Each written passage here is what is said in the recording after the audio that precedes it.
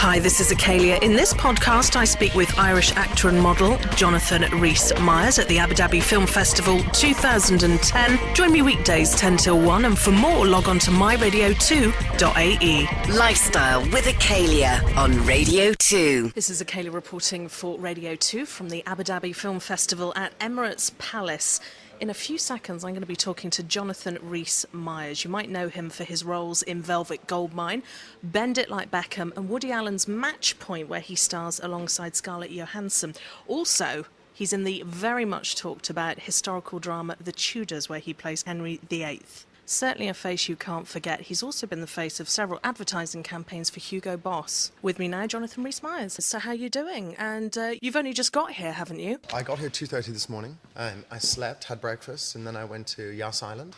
Oh, what did you think of that? It's quite extraordinary. I find it's certainly Abu Dhabi, because I've never been anywhere else in the UAE.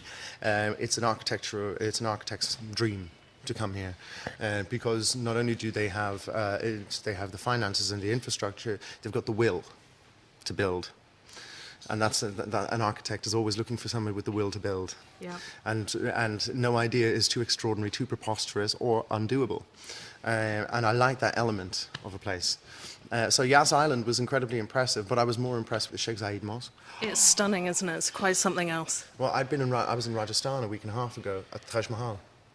And of course, some of the same marble from the Taj Mahal or that area in Agra, because there's only a certain amount of families that can do the inlay that's on the floor. So I went and I saw these men at work, and it was quite extraordinary to see it in another part of the world, shining just as beautiful, quite extraordinary. 96 pillars, all those domes, those minarets, it's just incredibly beautiful. No limitations here. There's no limitations, and I kind of like that. I kind of like that element.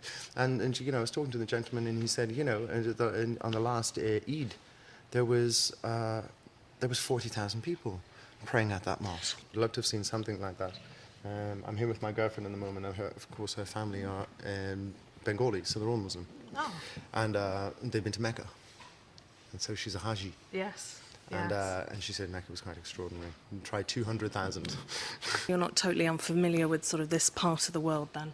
I have a house in southern Morocco. I've owned it for 10 years. Yeah. I know, I think I read that. Now, some other facts about you that I've read online and elsewhere. Is this true? You have a horse named Belle. I had when I was a teenager. It died. Oh. Okay, well, that's not a good thing to bring up, was No, it? it's Not a good okay. start It's to an okay. interview. And please tell me that Boo Boo the Chihuahua exists and is still around. Boo Boo is half Chihuahua, half pug. He's a chug. And he's a very handsome little boy, and he is certainly at home. And he's very upset that he didn't come to Abu Dhabi. Bless. Very upset. I'm kind of a little relieved then. Yes, I mean, I have such a close relationship with my dog. It can be at times sickeningly embarrassing. Yeah. No, I have one too, and I suffer with the same problem. Yeah. I very much love my dog. I love hearing about people's stories of how they started out. Were you discovered, or you had your first audition in a pool hall? Is that right? I was a pool hustler. That's what I did when I was about 16 years old, for extra money. You know, I was talented. I knew what I was doing, and one day I was playing my shtick. With a couple of people, and I was in the middle of a hustle, and this casting director was looking at me doing this, and afterwards she came up and she said, "Have you ever thought about doing that on film?" And of course, you know, when I'm 15 years old or 16 years old and somebody comes up to me in a pool hall in Ireland, I mean, on film for what? Like CCTV? On film for the guards? I mean, what? And she said, no, on film for Warner Brothers. And I laughed, of course. I thought it was ridiculous. But she asked me to just put 10 words on tape, that she had just written out 10 words. She said, if you can say these 10 words on the tape, I'll look at this tape and I can tell you. And so I did the 10 words. She said, look, I'll be back in a half an hour.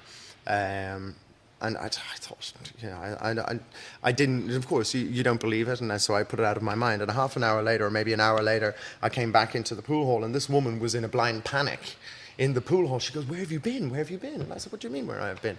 I've been about my day.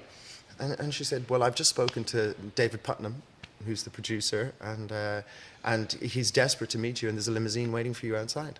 Wow, now for a 15-year-old, that's quite something, isn't it? Yeah, so 3 hours later, I was doing a screen test with a DP called Bruno de Kaiser, very famous director of photography, and Sir David Putnam.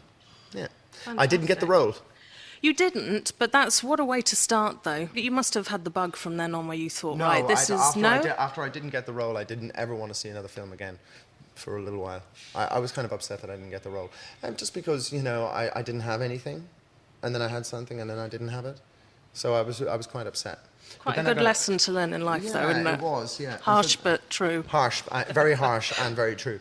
But I got a phone call a couple of days later saying, listen, there's another director who would like to meet you. We heard of your audition. So I went and I auditioned, and I got a small part in it. You come from quite a musical, creative family, don't you? Yeah, my dad is a musician. He's been a gigging musician, what we call a working musician his whole life. My brother is a singer-songwriter. I'm doing some recording with him in the new year. I have another brother who plays for an alternative rock band on the east coast of the United States. They're becoming very popular. They're doing some gigs. They got an award recently in Los Angeles. So cool. He's kind of alternative rock, prog rock. They call it progressive rock. And he's an incredibly talented musician. He's a bass player. But a technical bass player. So he's playing for his own band, but then he's doing session work with a lot of people, a lot of reggae bands, a lot of soul and blues artists and stuff like that. Do you consider yourself a musician? I've seen in films where you've sung, though. I have sung. I consider myself a musician. I have one other brother who's a wonderful drummer. And he's a wonderful musician. But he's actually working on the TV series Hawaii Five-0. Oh, that's so cool. His wife is assistant to the lead actor, Alex McLaughlin. And Jamie is stand-in for Scott Caan. Creative family, then. You've managed to do what a lot of actors across the pond haven't succeeded in doing. You've crossed over. You've been in big movies. We saw From Paris with Love recently with John Travolta.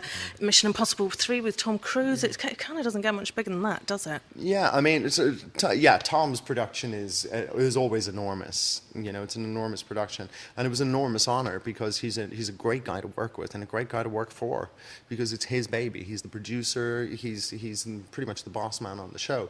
So, that was a great honor for me because I learned a lot working from Tom. If you work with anybody who is as exceptional in their industry as he is, you learn. If you're smart, you learn.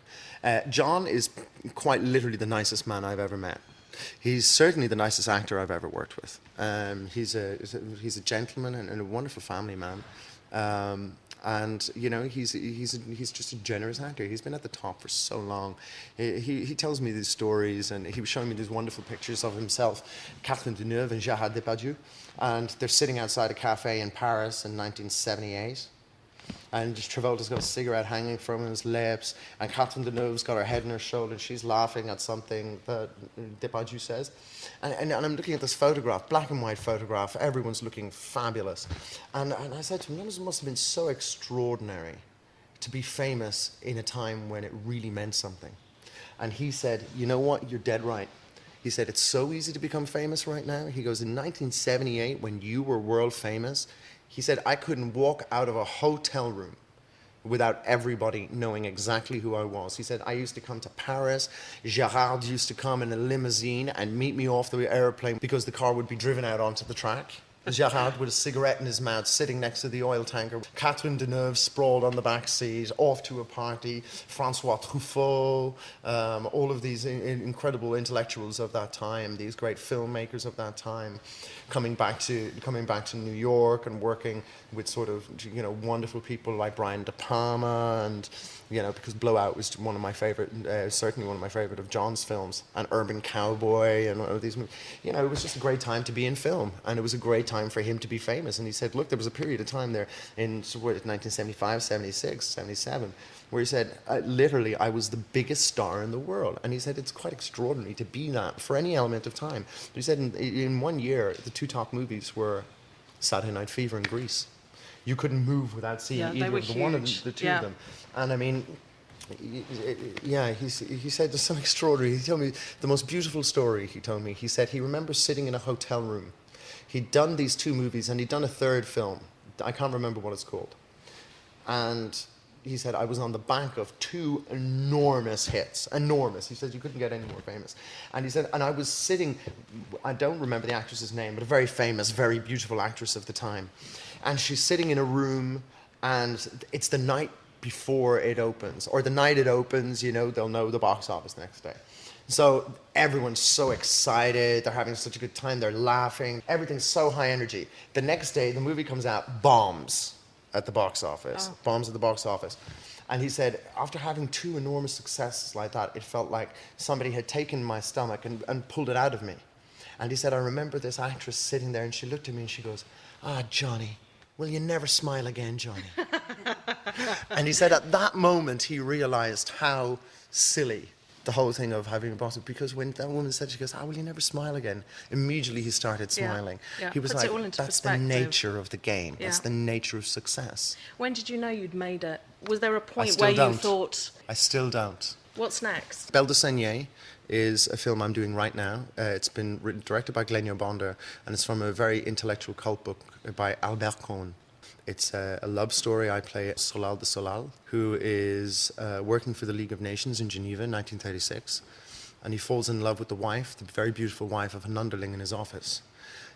They begin an affair, and he steals the wife, and they go off to the Amalfi in Italy, and it's about their love affair. It's a little like The Unbearable Lightness of Being.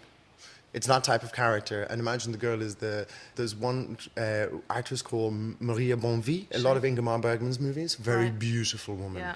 She's in her 40s now. She plays the Countess Isolde, which is very similar to Lena Olin's character in The Unbearable Lightness of Being.